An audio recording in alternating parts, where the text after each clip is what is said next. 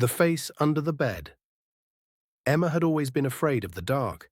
Even as a child, she slept with a nightlight on, convinced that something lurked in the shadows of her room.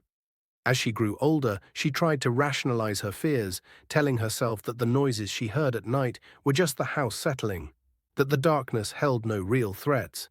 But deep down, she never truly believed it. When she moved into her new apartment in a quiet neighborhood, she was determined to leave her childhood fears behind. The place was perfect, small but cozy, with large windows that let in plenty of sunlight during the day. It felt safe, or so she thought. The first night in her new home, she lay in bed, scrolling through her phone, feeling the comfort of the warm blankets around her. The room was silent, except for the occasional creak of the wooden floorboards. Then, just as she was about to drift off, she heard it. A faint rustling sound coming from beneath her bed. She froze, her heart pounding. It could be a mouse, she reasoned, or maybe just the fabric of her bed sheets shifting. Slowly she leaned over the edge of the bed and peeked underneath. Nothing.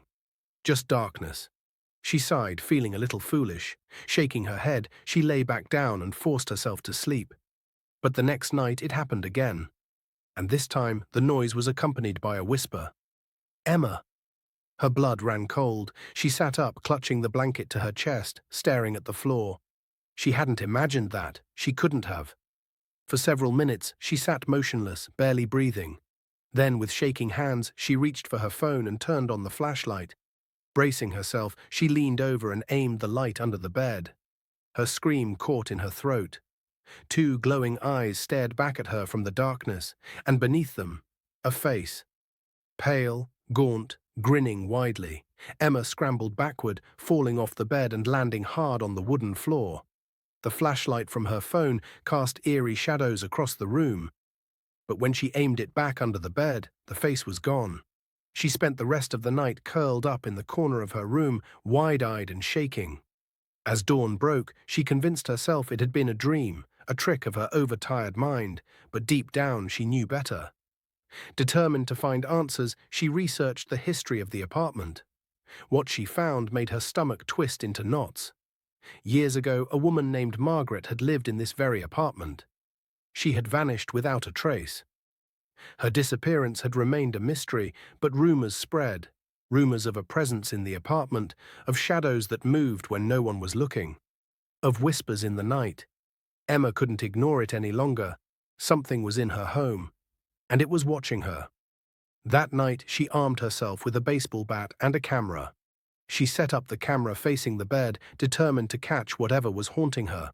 Then, reluctantly, she climbed into bed, keeping the bat close. Hours passed. The air grew heavy, thick with an unseen presence.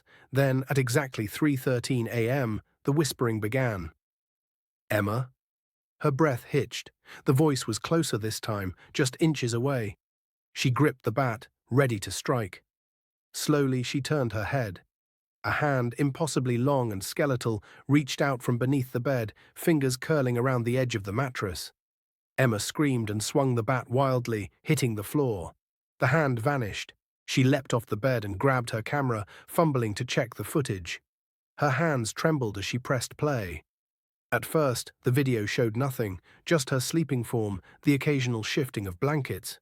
Then, at 3:13 a.m., the shadows beneath the bed darkened, deepened, as though something was emerging. And then, a face. Pale, smiling, watching. The screen glitched violently before going black. Emma didn't sleep for days after that. She called a priest, a paranormal investigator, anyone who might be able to help. They all said the same thing. Whatever was in her apartment was ancient, and it wasn't leaving. Desperate, she decided to move out. She packed her bags, ready to leave the nightmare behind. But as she closed the door for the final time, she heard the whisper. "Goodbye, Emma."